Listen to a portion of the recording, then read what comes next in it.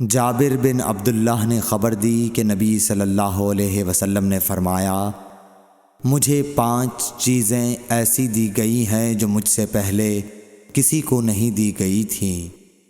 1 مہینے کی مسافت سے رعب کے ذریعے میری مدد کی گئی ہے،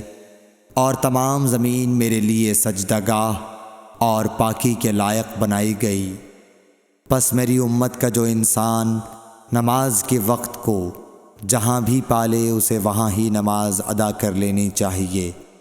اور میرے لیے غنیمت کا مال حلال کیا گیا ہے، مجھ سے پہلے یہ کسی کے لیے بھی حلال نہ تھا، اور مجھے شفاعت عطا کی گئی، اور تمام انبیاء